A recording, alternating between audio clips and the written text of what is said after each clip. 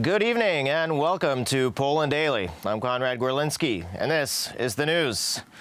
Well, we start this evening with Ukraine. The Russians are continuing their offensive in the Donbass, but without any significant developments.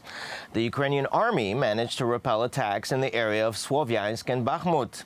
And in his evening speech, President Volodymyr Zelensky accused Russia of cynically murdering Ukrainian prisoners of war held in the so-called filter camp in Olenivka. The president of Ukraine, Volodymyr Zelensky, stressed that there was sufficient evidence that the deaths of several dozen Ukrainian prisoners of war in the Olenivka filter camp bears the hallmarks of a planned crime. The leader of Ukraine once again asked the United States and the international community to recognize Russia as a terrorist state.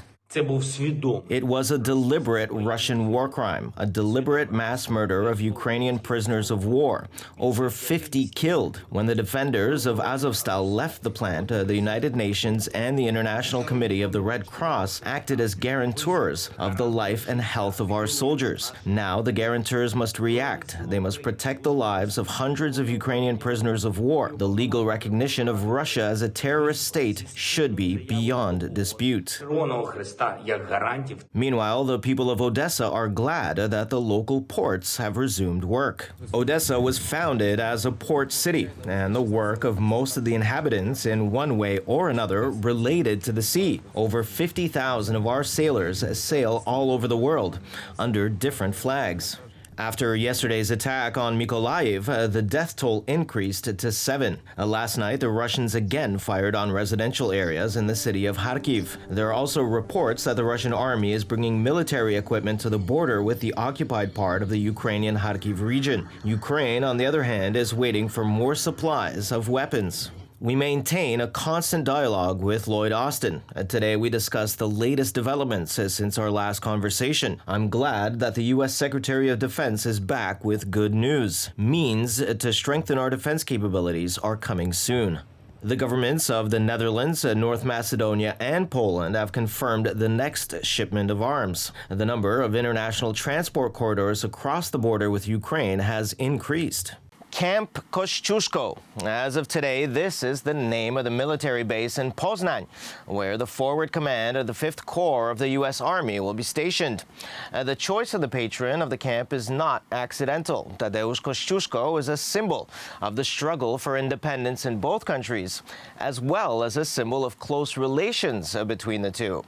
These relations, as the head of the Ministry of National Defense, Mariusz Błaszczak, emphasized, are one of the pillars of Poland's security. In addition to Deputy Prime Minister Błaszczak, the ceremony was also attended by representatives of the U.S. Armed Forces, including the commander of the U.S. Army in Europe and Africa, General Daryl Williams, and the commander of the 5th Corps, Lieutenant General John Kolaszewski. The head of the Ministry of National Defense emphasized the close relations between Poland and the United States, which are embedded in the history of both countries. Japan's Foreign Minister Yoshimasa Hayashi has sounded the alarm about China's behavior in the Indo-Pacific during a visit to Washington yesterday, saying the logic of brute force was gaining more traction over the rule of law in the region. In a speech at a Washington think tank, Hayashi referred to Russia's invasion of Ukraine and said such moves should never be allowed elsewhere. We are facing a watershed moment. What is happening in Ukraine must never be allowed anywhere in the world, including especially in the Indo-Pacific. We must all learn the right lessons from the current situation in Europe. Russia's aggression needs to go down in history as a clear failure.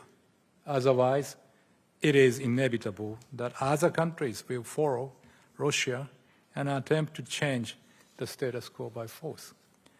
Referring to Chinese and Russian joint bomber flights near Japan in May, Hayashi said stronger military coordination between China and Russia was emerging as a security concern. Even in this region, the logic of brute force is gaining more traction over the rule of law, and the strategic balance in the region is increasingly a challenge for Japan and the U.S., he said, referring to the Indo-Pacific. Hayashi, who was in Washington to launch a new 2+2 economic dialogue with the United States, said ongoing unilateral attempts to change the status quo by force or coercion in the East and South China Seas were of growing concern, and referenced mounting China-Taiwan tensions by saying that stability across the Taiwan Strait was of extreme importance. Hayashi largely avoided mentioning China by name, but said it was essential to maintain a high-level, candid dialogue with Beijing, and that cooperation was also important when it was necessary, such as on climate change and North Korea. Hayashi also said there was an urgent need to strengthen the deterrence and response capabilities of the Japan-US alliance, and said the Tokyo government planned to substantially increase defense budgets and fundamentally strengthen defense capabilities within 5 years. Hayashi also said it was necessary to keep all options,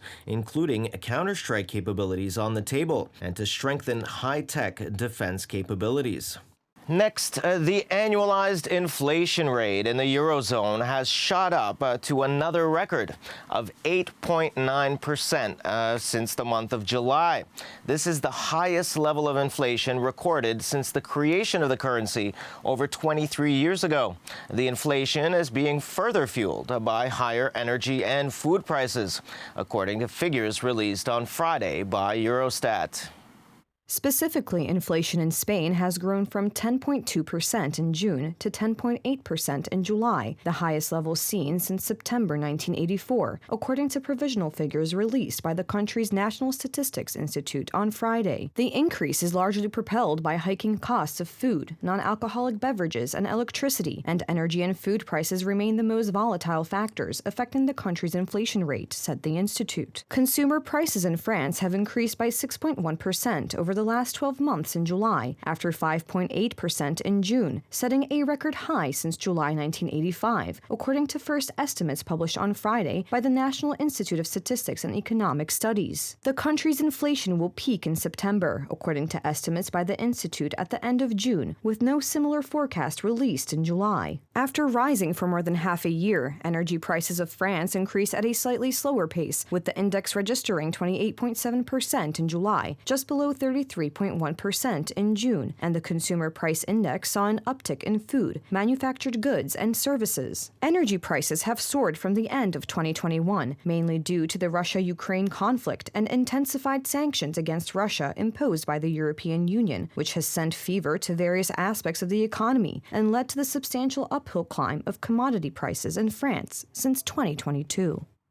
And finally, an update on the Russia-US prisoner exchange deal. Yesterday, Russia tried to add convicted murderer Vadim Krasikov to the deal with the U.S. government. U.S. Secretary of State Antony Blinken held a telephone conversation with Russian Foreign Minister Sergei Lavrov. A source familiar with the proceedings has said Russia tried to add Krasikov to the proposed swap. U.S. officials did not view the idea seriously, since Krasikov is in German custody, among other reasons, said the source, confirming a CNN report. The United States this week announced that it made an offer to Russia weeks ago to secure the release of Women's National Basketball Association star Brittany Griner and former U.S. Marine Paul Whelan, but did not reveal what it was offering. A source familiar with the situation has said Washington was willing to exchange Russian arms trafficker Viktor Bout, who's serving a 25-year prison sentence in the United States, as part of the deal. While not getting into the details, the White House National Security Council dismissed the offer. As usual, thanks very much for joining us this evening. Please stay with us for Poland Daily Weather, Poland Daily Business, and other programs. But from me, it's have a wonderful Saturday night.